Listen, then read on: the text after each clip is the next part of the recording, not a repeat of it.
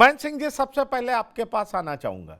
मुखिया कह रहे हैं कालनेमी, और कालनेमी किस प्रसंग में कहा गया, किसको कहा गया, ये अब किसी से छिपा हुआ नहीं है। और उप मुखिया भगवान तक कह दे रहे हैं। ये तो संतों में बंटवारा हो रहा है, एक शंकराचार्य अविमुक्तेश्वरानंद जी के पक्ष में, कई लोग उनके विरोध में। लेकिन अब तो सत्ता के सुर भी अलग अलग दिखाई पड़ रहे हैं। कैसे देख रहे हैं आप इसको? नहीं, देखिए 2017 से ही लगातार जो है तमाम ऐसी घटनाएं या घटनाक्रम हुए हैं जिसमें ये दिखाई दिया है कि मुख्यमंत्री योगी आदित्यनाथ जी और उप मुख्यमंत्री केशव मौर्य के बीच सब कुछ सामान्य नहीं है। लेकिन इसका कतई मतलब नहीं है कि आज 2025 है, इसका कतई मतलब नहीं है कि बीजेपी भटी हुई है। देखिए, एक अलग अलग संदेश देने की कोशिश है दोनों तरफ से। जहां मुख्यमंत्री खुद गोरखनाथ पीठ के महंत हैं, खुद उनकी जो धर्म गुरु हैं या जो हिंदू धर्म के महंत और जो है सिद्ध गुरु लोग हैं, उनमें उनकी समझ है। और इसीलिए उन्होंने कहा कि धर्म और राष्ट्र से बढ़कर कुछ भी नहीं होता एक धर्म गुरु के लिए। और उन्होंने जो आपने वीडियो दिखाया उसमें साफ कहा है कि धर्म ही एक जो है जो सन्यासी है उसकी जो है एक संपदा है, और राष्ट्र ही उसका स्वाभिमान है। अगर इसके खिलाफ कोई बोलता है तो उसकी जो है क्या महत्वता है, इसको उन्होंने रेखांकित किया है। और जिन शंकराचार्य जी की हम बात कर रहे हैं, उन्होंने बार बार धर्म के खिलाफ, राष्ट्र के खिलाफ एक एक उन्होंने एक हम कहें कि भारतीय जनता पार्टी चाहे राष्ट्रीय स्तर पे हो, चाहे वो उत्तर प्रदेश के स्तर पे हो, उन्होंने एक विपक्ष की भूमिका बखूबी नहीं, निभाई है ठीक है, अपने ठीक बयान है में। महेंद्र सिंह जी, आप कह रहे हैं कि एक इंडिविजुअल के तौर पर उन्होंने विपक्ष की भूमिका ज्यादातर मसलों पर दिखाई है। पर मैं समाजवादी पार्टी के प्रवक्ता अशोक यादव जी हैं, आपको नहीं लगता कि कल तक संत बटे हुए दिख रहे थे? केशव प्रसाद मौर्य एक मैच्योर्ड पॉलिटिशियन की तरह सनातन में जो बंटवारा दिख रहा था, उस बंटवारे को उन्होंने पाटने की कोशिश की है कि ये मामला ज़्यादा ब्लो अप ना करे।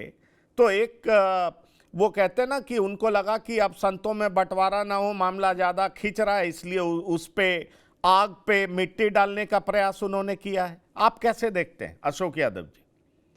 देखिए, संतों में बंटवारे की बात जो आप कर रहे हैं, तो ये तो खुलेआम खुला खेल फर्रुखाबादी है।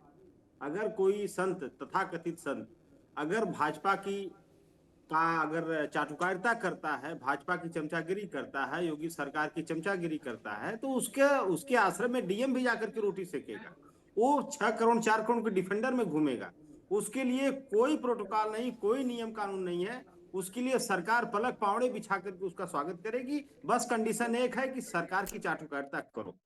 अगर कोई संत सरकार को आईना दिखाएगा, तो चूंकि सरकार कहती है, मोहन भागवत जी भी कहते हैं कि धर्म जो है राजनीति को सही दिशा दिखाती है। तो डिस्टर्बेंस। कोई अगर संत अपने धर्म का पालन करते हुए सरकार को अगर आईना दिखाने का काम करेगा, तो सत्ता के अहंकार में डूबी हुई, ताकत के अहंकार में डूबी हुई सत्ता उस संत को ही आईना दिखाने का प्रयास करेगी, उस संत को ही बेइज्जत करने का काम करेगी। देखिए, आपको याद होगा पंकज जी कि लगभग मगध साम्राज्य 2600 साल पहले घनानंद करके एक शासक हुआ करता था। बड़ा ताकतवर शासक था, बहुत ताकतवर शासक था घनानंद।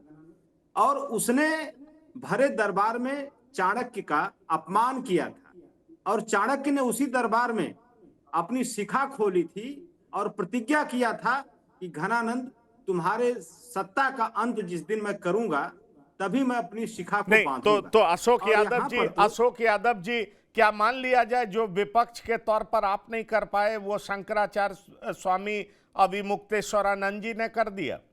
ये मान लिया जाए, और इसलिए इनके साथ बदसलूकी आपकी पार्टी ने भी की है।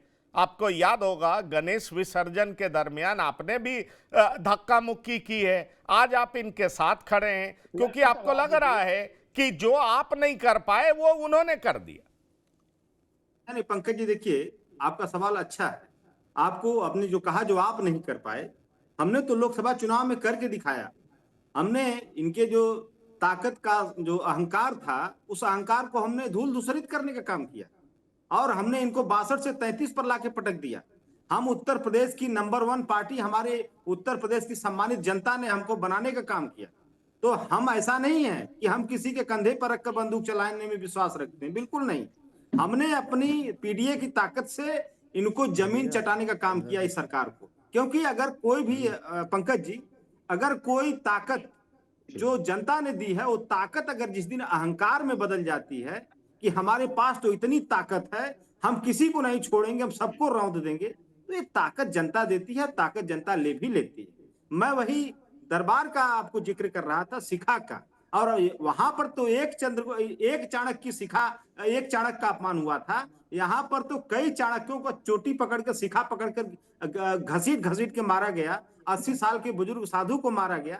तो आप समझ सकते हैं कि यह चाणक्य जब तक एक घनानंद शासक का अंत नहीं करेगा, तब तक ये धर्म जो है इसको जो है रास्ता दिखाकर ही मानेगा, और शासक का अंत होना ही होना है। क्योंकि ताकत जो है ना अहंकार में बदल चुकी है। नहीं, ठीक है, अब ठीक है, आप बताइए, ठीक है। डिप्टी सीएम, आपने अपनी डिप्टी बात सीएम। रख दी, मैं आ रहा हूं। अभी हमारे साथ 2 पैनलिस्ट और बने हुए हैं। आलोक पांडे जी, देखिए, मैं अशोक यादव जी को अक्सर सुनता हूं, बड़े सौम्य तरीके से अपनी हर बात को रखते हैं, लेकिन इन लोगों की ट्रेनिंग आजकल बड़ी जबरदस्त हो रही है। देखिए, उदाहरण भी देना है चाणक्य। चाणक्य मतलब ब्राह्मण, ठीक है। अब इसमें भी बताना है कि ब्राह्मण का अपमान कैसे हो रहा है, और समाजवादी पार्टी इस मुद्दे को भी जबरदस्त तरीके से तूल दे रही है।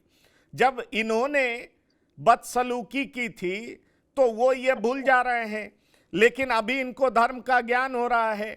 आप देख पा रहे हैं, वही मैं कह रहा हूं कि एक स्वामी अभिमुक्तेश्वरानंद जी का जो पूरा मसला है, जो भी हो, समय समय पर बीजेपी के भीतर के मतभेद बाहर आते रहे हैं, लेकिन एक बार फिर इस मुद्दे ने बीजेपी के भीतर उत्तर प्रदेश में कितना गहरा मतभेद है वो सामने ला खड़ा किया है। और जो समाजवादी पार्टी सोच नहीं रही होगी, उससे बेहतर परिणाम इसको दिखाई पड़ रहा है। पंकज जी, जो आप कह रहे हैं ये भी एक नजरिया है और बिल्कुल सच है। उत्तर प्रदेश में अगर मुख्यमंत्री कुछ कहे, उसकी तुलना में दूसरा कोई कुछ कहता है, चाहे मिनिस्टर हो चाहे डिप्टी सीएम हो, तो माना जाता है कि मुख्यमंत्री ने अगर कोई लाइन खींच दी तो सब उसे फॉलो करेंगे। अगर नहीं फॉलो कर रहा है तो कुछ तो ऐसा संदेश देना है।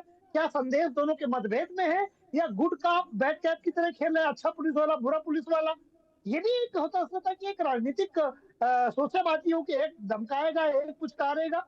लेकिन मेरा मानना है कि जो संत अभिमुक्तेश्वरानंद जी के साथ हुआ, नहीं होना चाहिए, ये गलत हुआ। एक मुख्यमंत्री संत के रहते हुए किसी संत का अपमान होना, भले वो सरकार का आलोचक ही क्यों ना हो, भले ही वो सरकार को कोई ऐसा अपमानित करता हो जो सरकार को ना पसंद हो, वो बीजेपी की सरकार अखिलेश यादव को फॉलो नहीं कर सकती ना।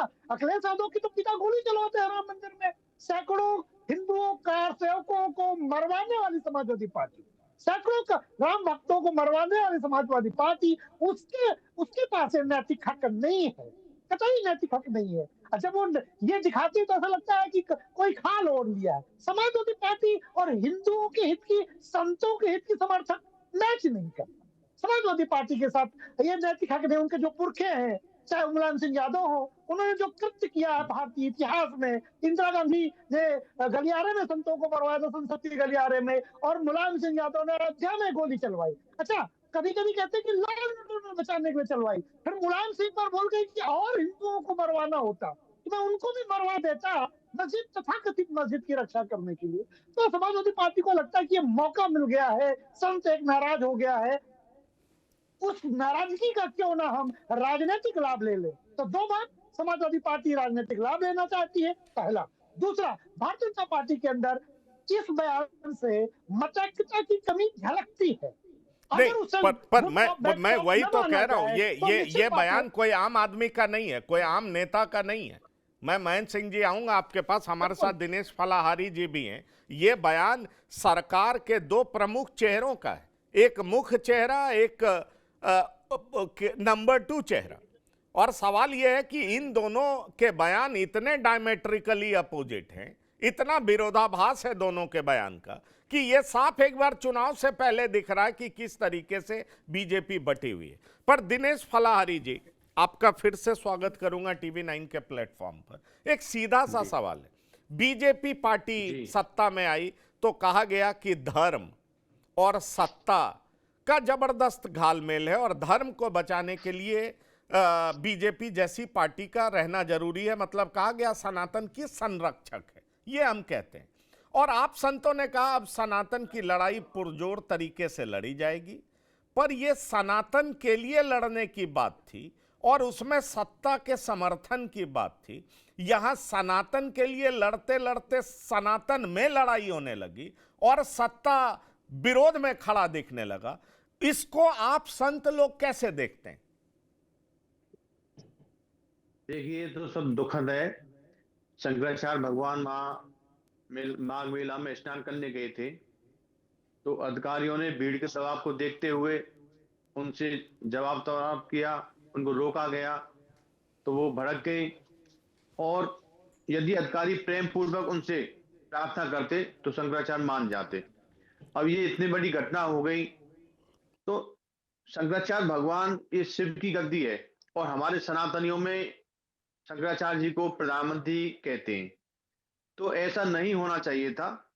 हम तो सभी से यही प्रार्थना करते हैं, हमने तो मोदी जी से भी प्रार्थना की है, योगी जी से भी प्रार्थना की है, आपके चैनल के माध्यम से भी कह रहे हैं कि अधिकारियों को दिशा निर्देश दें, वो शंकराचार्य जी से माफी मांगे तो ये मामला यही कि ये दब जाएगा। संत का हृदय बड़ा होता है, वो उन अधिकारियों को माफ कर देंगे। लेकिन नोटिस देने से, बार बार उनको से सवाल जवाब करने से ये मामला तूल पकड़ता जा रहा है। और डिप्टी सीएम साहब ने भी शंकराचार्य जी को प्रणाम करके संबोधन किया है कि आप गंगा स्नान कर लीजिए। तो ये बंटवारा हो रहा है, संतों में भी बंटवारा हो रहा है। तो हम तो आपके चैनल के माध्यम से यही प्रार्थना करेंगे कि सनातन धर्म का बंटवारा ना हो, अधिकारियों को दिशा निर्देश दिए जाएं, वो शंकराचार्य जी से माफी मांग लें, शंकराचार्य जी स्नान करेंगे तो ये सभी जो मसले हैं हल हो जाएंगे। मेरे पास है प्योर पाव भाजी का मसाला, प्योर पाव भाजी मसाला, पाव भाजी को टेस्टी बना डाला, सबका राजा आल प्योर मसाला। ये है सीक्रेट रेसिपी MDH का जीरा सब जल जीरा मसाला।